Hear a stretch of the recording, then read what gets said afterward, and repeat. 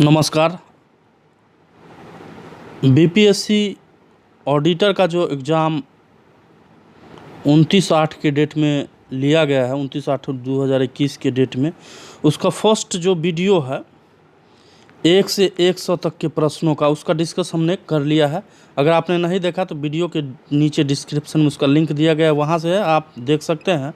आज हम इस वीडियो में डिस्कस करने जा रहे हैं कि क्वेश्चन नंबर 1 से 100 से 150 तक एक बार ओवरव्यू देख ले कि इस एग्ज़ामिनेशन में कि आपको सबसे ज़्यादा हिस्ट्री से क्वेश्चन देखने को मिला, बिहार स्पेशल से क्वेश्चन देखने को मिला, और थर्ड सेक्शन जो था साइंस का बड़ा टॉपिक था, और उसके बाद आपको करेंट अफेयर का क्वेश्चन देखने को मिला था, बड़ा बड़ा टॉपिक। यानी कि अगर यहाँ तक की बात करें तो आपको लगभग 100 प्रश्न यहाँ से देखने को मिला था, ठीक है।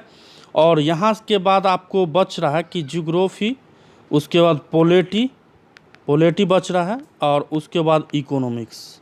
तो उसका चर्चा हम आगे इस में करने जा रहे हैं। इसमें आपको देखने को मिलेगा मुख्यतः कि ज्योग्राफी का क्वेश्चन देखने को मिलेगा, पॉलिटी का देखने को मिलेगा, कुछ बिहार स्पेशल से देखने को मिलेगा, और उसके बाद कुछ इकोनॉमिक्स से प्रश्न आपको देखने को मिलेगा। इससे पीछे के वीडियो जो हमने चैनल पर अपलोड किया, उसमें आपने 1 से 100 तक के प्रश्नों में हमने हिस्ट्री का क्वेश्चन देखा, साइंस का क्वेश्चन देखा, और करंट अफेयर का क्वेश्चन हमें देखने को मिला। तो इसका डिस्कस हमने पहले ही कर लिया, ठीक है। तो आते हैं 100 नंबर प्रश्न पे। कह रहा है कि किसने दास्ता की संस्था की आलोचना की और इसको गैर इस्लामिक घोषित कर दिया था, वर्णित कर दिया था? तो ये सैयद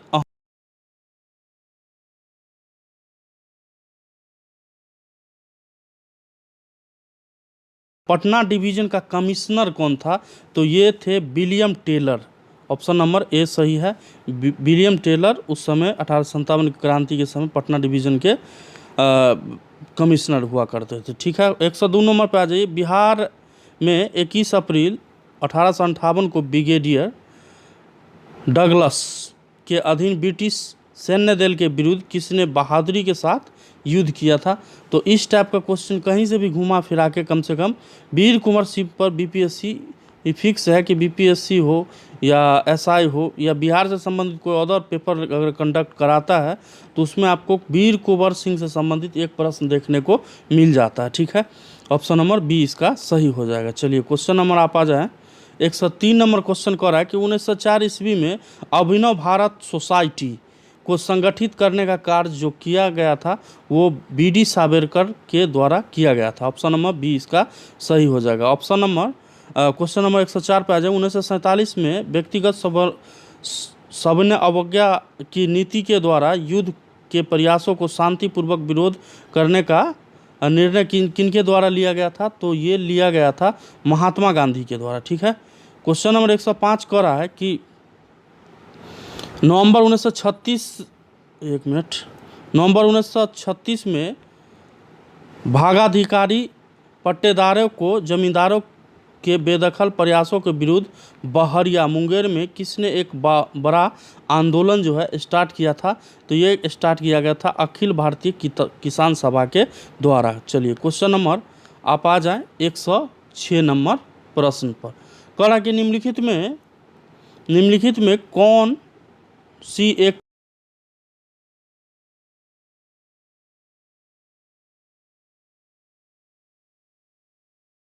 वो सुमेलित है, ठीक है। चलिए क्वेश्चन नंबर आ जाए 107 नंबर में। कह रहा है कि निम्नलिखित में कौन सा सही कथन नहीं है? तो इसमें सही कथन, एक मिनट, सही कथन जो है थोड़ा छोटा कर लेते हैं कि भारत में गुजरात में सबसे बड़ी समुद्री तट है, ये सही है। भारत में जोग जलप्रपात उच्चतम जलप्रपात है, ये भी सही है। और भारत में कोवालम सबसे बड़ा समुद्र तट है। और उसके बाद डी है महान सीमा भ्रंश गुजरात व राजस्थान राज्य में निहित है। तो ये ऑप्शन इसके अनुसार सही नहीं लग रहा मेरे अनुसार। तो मेरे अनुसार क्वेश्चन का आंसर इसमें डी होना चाहिए, ठीक है। चलिए क्वेश्चन नंबर आप आ जाए 108 नंबर पे। 108 नंबर को भी छोटा ही रखते हैं। निम्नलिखित नदियों को ध्यान से में रखते हुए कावेरी की सहायक नदियों की पहचान कीजिए। तो कावेरी की सहायक नदी जो है वो अमरावती है, उसके बाद आपको भवानी है, और उसके बाद हेमावती है, हेमावती है, यानी कि 1, 2 और 4। तो इसके अनुसार ऑप्शन नंबर आपका बी ऑप्शन सही हो जाएगा। चलिए क्वेश्चन नंबर आ जाए कि 109 पर, इसको भी थोड़ा बड़ा कर लेते हैं। क्वेश्चन नंबर 109 का है कि जनगणना 2011 के अनुसार निम्नलिखित में कौन सा एक सही नहीं है। तो इसमें एक ही जो है सही नहीं है। सबसे कम लिंगानुपात पंजाब में अंकित किया गया, ये सही नहीं है। ठीक है, शायद सबसे कम जो लिंगानुपात वो शायद हरियाणा में अंकित किया।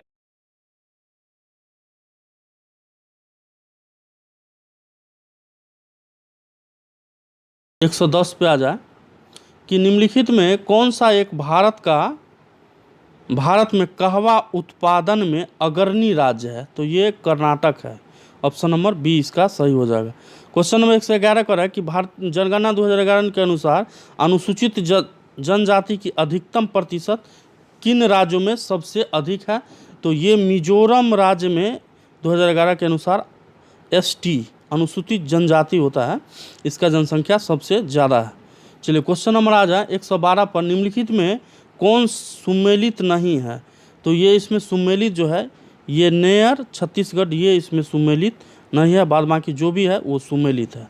चलिए क्वेश्चन नंबर आ जाए कि क्वेश्चन नंबर आप आ जाए 113 नंबर पे, निम्नलिखित में से किस एक कृषि उपज का भारत विश्व में सर्वाधिक उत्पादक है। देखिए चाय तो शायद चाइना है 1 नंबर स्थान पे, भारत को कपास होना चाहिए इसमें। ठीक है, ऑप्शन नंबर ए इसका सही हो जाएगा। चलिए क्वेश्चन नंबर 114 देख लीजिए, निम्नलिखित में रूस की कौन सी एक नदी प्रशांत महासागर की ओर आके गिरती है। तो ये अमूर नाम की रिवर है। ठीक है, चलिए क्वेश्चन नंबर आ जाए कि 115 पर, कोटा किनाबालू सर्वोच्च शिखर कहाँ स्थित है।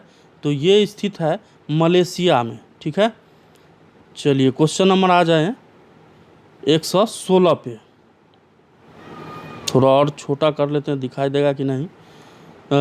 116 का रहा कि सूची 1 का सूची सेकंड के साथ मिलाइए और सूचियों के नीचे दिए गए कूट की सहायता से उत्तर का चयन कीजिए। तो इसमें जो है 10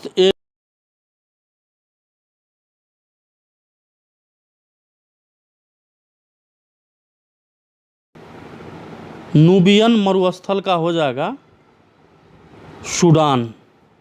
उसके बाद मेजाबो मरुस्थल का हो जाएगा संयुक्त राज्य अमेरिका, और जो बच गया वो रब अल खाली सऊदी अरब।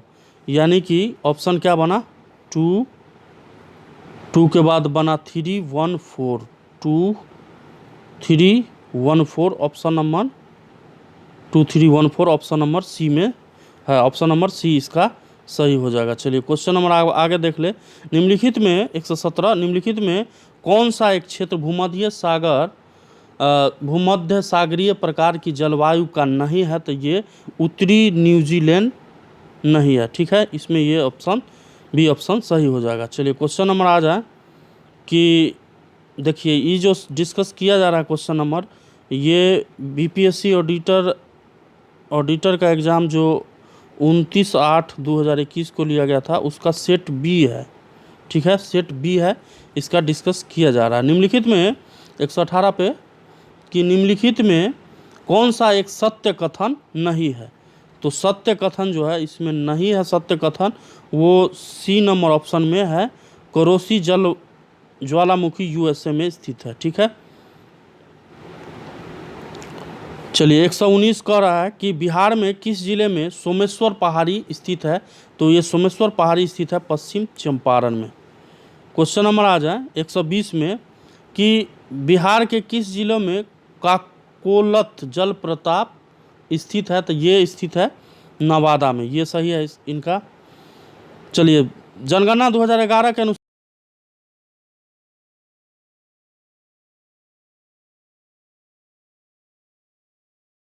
ऑप्शन नंबर बी इसका सही होगा। निम्नलिखित में नदियों में से किस एक नदी का प्राचीन नाम निरंजना के नाम से भी जाना जाता था? तो ये फल्गु रिवर को जाना जाता था। ठीक है, उसके बाद आप आ जाएं क्वेश्चन नंबर 123 पे। बिहार में सर्वाधिक, देखिए ये क्वेश्चन जो अभी डिस्कस हो रहा है ये बिहार स्पेशल से है। अगर आपको छटनी करना हो, अलग करना हो, तो इस क्वेश्चन को बिहार स्पेशल के श्रेणी में रखा जाएगा। चलिए, क्वेश्चन नंबर कह रहा है कि बिहार में अधिकतम औसत वर्षा जो है किस ज़िले में होता है? तो ये आपको ध्यान होना चाहिए कि किशनगंज में होता है। ठीक है, ऑप्शन नंबर डी इसका सही हो जाएगा। चलिए, 2011 के जनगणना के अनुसार निम्नलिखित जिलों में कौन सा एक अधिकतम साक्षरता वाला जिला है? तो ये रोहतास है। ठीक है, अधिकतम साक्षरता रखता है। और बिहार में 2017 से 18 में निम्नलिखित में किसका उत्पादन सबसे अधिक हुआ है? देखिए क्वेश्चन, अब एग्ज़ाम लिया 2021 में, क्वेश्चन कर जाके पूछा 2017 से 18 के सेशन में। तो 17 से 18 के सेशन में जो आर्थिक बजट बनता है बिहार वगैरह का, उससे जाके क्वेश्चन किया है। तो ये सब उस समय संबंधित था। गेहूं जो है सबसे ज़्यादा उत्पादन हुआ था। चलिए, क्वेश्चन नंबर आ जाए। अब यहाँ से क्वेश्चन नंबर शुरू हो जाएगा पॉलिटी का। आप अगर अलग कर रहे हैं तो यहाँ से स्टार्ट पॉलिटी का है।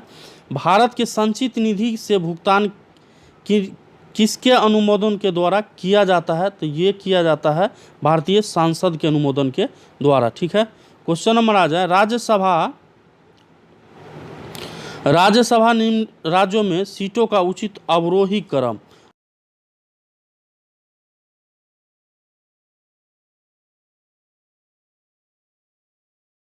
प्रदेश में है, उसके बाद महाराष्ट्र में है, उसके बाद तमिलनाडु, फिर बिहार में। और बिहार में तो ऑप्शन नंबर इसका सी सही हो जाएगा। चलिए, क्वेश्चन देख लीजिए कि भारतीय संविधान के संशोधन किनके द्वारा प्रारंभ किया जा सकता है? तो ये किया जा सकता है लोकसभा और राज्यसभा दोनों के द्वारा। तो यानी 1 और 2 इसमें सही होना चाहिए। तो ऑप्शन नंबर कौन है? सही है इनका, ऑप्शन नंबर डी इसमें सही है। चलिए, क्वेश्चन नंबर आप आ जाए। 129 नंबर क्वेश्चन कह रहा है कि भारतीय संविधान की कैबिनेट शब्द का प्रयोग जो है केवल एक जगह हुआ है। संविधान में कैबिनेट शब्द का प्रयोग सिर्फ एक जगह हुआ है, और ये किसके तहत हुआ है? तो अनुच्छेद 74(1) के तहत हुआ है। ठीक है, चलिए, विधानसभा के दोनों सदनों द्वारा बिल पास होने के बाद राज्यपाल के पास निम्न विकल्प होते हैं। विकल्प राज्यपाल के पास क्या क्या हो सकता है? तो वह अनुमति दे भी सकता है, ये भी सही है। वह अपनी अनुमति रोक सकता है, ये भी सही है। और वह बिल को पुनर्विचार के लिए वापस भी भेज सकता है, ये भी सही है। और वह बिल को राष्ट्रपति के विचार के लिए सुरक्षित रखा जा सकता है, ये भी सही होना चाहिए। यानी कि ऑप्शन नंबर 1, वह बिल प्रधानमंत्री के विचार के सुरक्षित रख सकता है, ये नहीं होना चाहिए। तो ऑप्शन नंबर 1, 4 ऑप्शन इसमें सही है। तो इसका आंसर क्या होना चाहिए? 4 अगर सही है तो ऑप्शन ई होना चाहिए। चलिए, क्वेश्चन नंबर आ जाए 131 पे। पंचायत सदस्य की अयोग्यता का प्रश्न कौन निर्धारण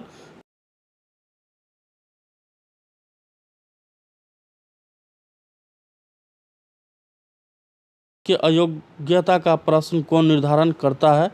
तो ऐसी संस्था जिसे राज्य विधानमंडल मुहैया करा सके। भाई मेरे अनुसार ये सही लग रहा है, लेकिन इसको डॉट में आप रखेंगे, कन्फर्म इसका आंसर नहीं पता है। चलिए, क्वेश्चन नंबर कह रहा है कि 132 में को मेल को चुने, सही जो सुमेलित है उसको चुने, इसको भी डॉट पे रखें। आंसर की जारी करने के बाद इस सब प्रश्न का डिस्कस स्पेशल से कर लिया जाएगा। चलिए, क्वेश्चन नंबर आ जाए 133 में कि उच्च न्यायालय के कार्य क्षेत्र में बदलाव किनके द्वारा किया जा सकता है। उच्च न्यायालय में बदलाव किनके द्वारा किया जा सकता है? तो ये किया जा सकता है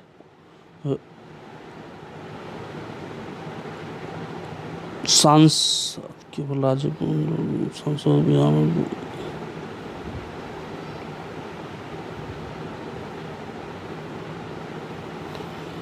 देखिए इसमें एक से अधिक आंसर सही लग रहा है, इसलिए इसका भी ऑप्शन नंबर आप ई ध्यान में रखेंगे। 134 नंबर क्वेश्चन पे आ जाए कि राष्ट्रपति को उनके कार्यकाल की समाप्ति के पूर्व किसके सुझाव से हटाया जा सकता है? तो ये संसद के दोनों सदन के द्वारा ये सही होना चाहिए। ऑप्शन नंबर डी इसका सही हो जाएगा। तो राज्य में अध्यादेश किनके द्वारा लागू किया जाता है? राज्य में, तो राज्य में लागू किया जाता है राज्य के राज्यपाल के द्वारा। ठीक है, चलिए क्वेश्चन नंबर आ जाए 136।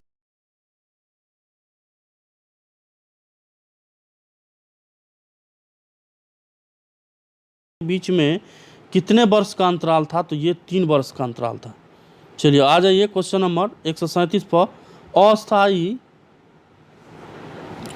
अस्थायी अनुमान के अनुसार भारत के प्रति व्यक्ति शुद्ध राष्ट्रीय आय रुपये में चालू कीमत पर 2018 से 19 में 2011 से 12 श्रेणी में क्या था?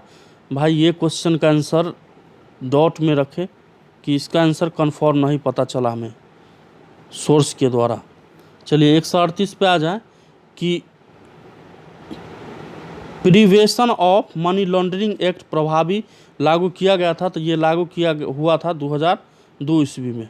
चलिए मुख्य रूप से सामान्य मानव विकास सूचकांक सम्मिलित होता है? तो जीवन प्रत्याशा, प्रति व्यक्ति आय, साक्षरता दर, यानी कि उपयुक्त में सभी इसका सही हो जाएगा। क्वेश्चन नंबर आ जाए 140 नंबर पे। देखिए ये सब क्वेश्चन इकोनॉमिक्स से संबंधित है, इकोनॉमिक्स। ठीक है, भारतीय नई औद्योगिक नीति 1991 पर आधारित था? तो ये वैश्वीकरण पे आधारित था। ठीक है, ऑप्शन नंबर सी इसका सही हो जाएगा। ट्राइसेम ग्रामीण युवा के स्वरोजगार हेतु प्रशिक्षण योजना एक कार्यक्रम है? तो ये एक ग्रामीण विकास का कार्यक्रम। ठीक है, क्वेश्चन नंबर आ जाए 142 पे। भारत में पहली औद्योगिक नीति कब लागू की गई थी? तो ये लागू की गई थी 6 अप्रैल 1948 ईस्वी को। ऑप्शन नंबर सी इसका सही हो जाएगा। क्वेश्चन नंबर आ जाए 143 में। मेक इन इंडिया वैश्विक पहल का प्रवर्तन किया गया है? तो ये किया गया है 25 सितंबर 2014 को। ये सही है, ऑप्शन नंबर सी।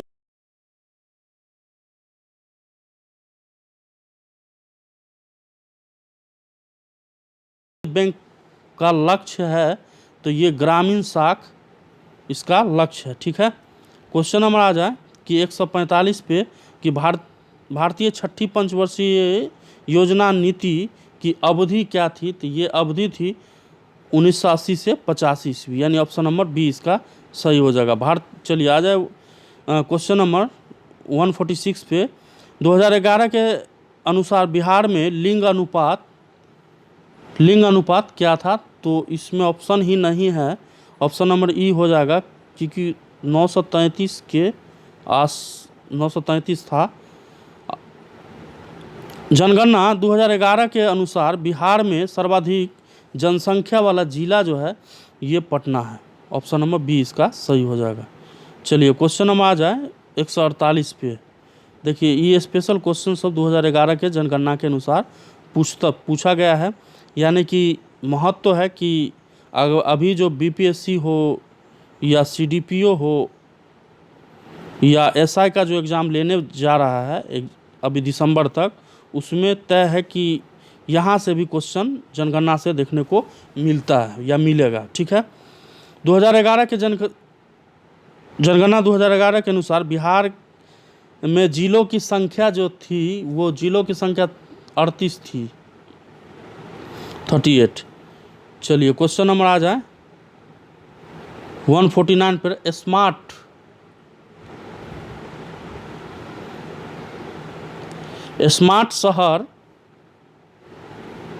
स्मार्ट शहर योजना के अंतर्गत बिहार में चुने गए शहर।